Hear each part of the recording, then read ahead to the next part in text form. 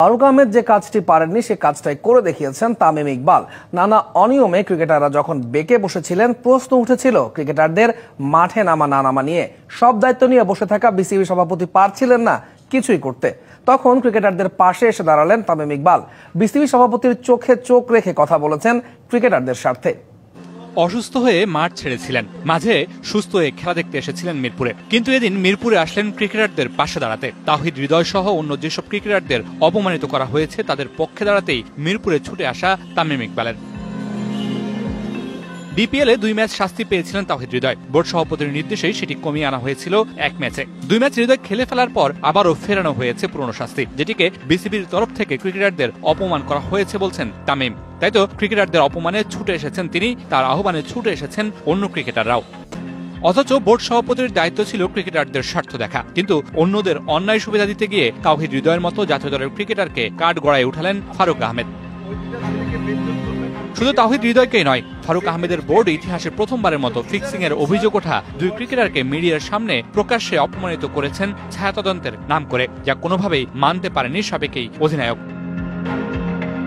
Board সভাপতি ফারুক আহমেদ নিজেও সাবেক অধিনায়ক, ক্রিকেটারদের জায়গাটা তার ভালো জানা, কিন্তু বিসিবি সভাপতি হওয়ার পর যেন সব বেমালুম ভুলে বসে আছেন। তাই তো একের পর এক বিতর্ক সঙ্গী ফারুক আহমেদের বোর্ডের।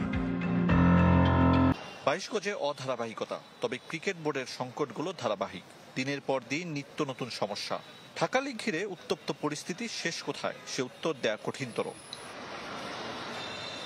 হোম অফ ক্রিকেটে একত্রিত হয়েছেন ক্রিকেটাররা, যাদের মধ্যমণি তামিম ইকবাল। ছুটির দিন ঘন্টার পর ঘন্টা বৈঠক, পরিস্থিতি সামাল দিতে হাজির সভাপতি ও পরিচালকরা। আম্পায়ারদের সাথে অশোভন আচরণের দায়ে 2 ম্যাচ নিষিদ্ধ হয়েছিলেন মোহামেডান অধিনায়ক তাওহিদ হৃদয়। কিন্তু বাইলস পরিবর্তন করে শাস্তি কমানো, ফের তোপের মুখে আগের সিদ্ধান্তে ফিরে যাওয়ায় অবাক তামিম ইকবাল।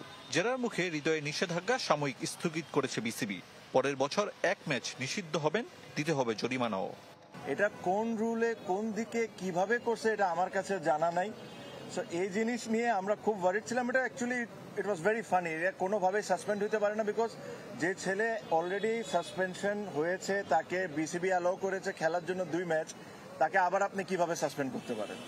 শাহিনপুকুর গুলশান ম্যাচ নাড়িয়ে দিয়েছিল ঢাকা লিগ। ফিক্সিং সন্দেহে শাহিনপুকুরে 2 ক্রিকেটারকে নিয়ে প্রকাশ্যে দুর্নীতি দমন ইউনিটের তদন্ত প্রক্রিয়া সম্মানহানি বলে মত। যদি ওখানে কোনো ধরনের কোনো কারাপশন হয়ে থাকে বা কোনো প্লেয়ার কোনো রং ডুইংসে থাকে, আমরা সবাই চাই এটার শাস্তি হোক, আমরা এটার সাথে 100%।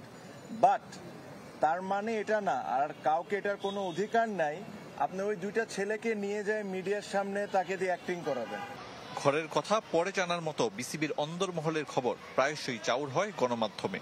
বিপিএল এ ফিক্সিং সন্দেহে তদন্ত চলাকালীন ক্রিকেটারদের নাম প্রকাশ্যে আসা নিয়েও কথা বলেছেন খান সাহেব। ওখান থেকে কেউ যদি দোষী হয়, আমরা সব ক্রিকেটাররা চাই তার পানিশমেন্ট হোক, তার যতটুকু শাস্তি দেওয়া সম্ভব দেওয়া হোক। হোয়াট ইফ ওখান থেকে 2 জন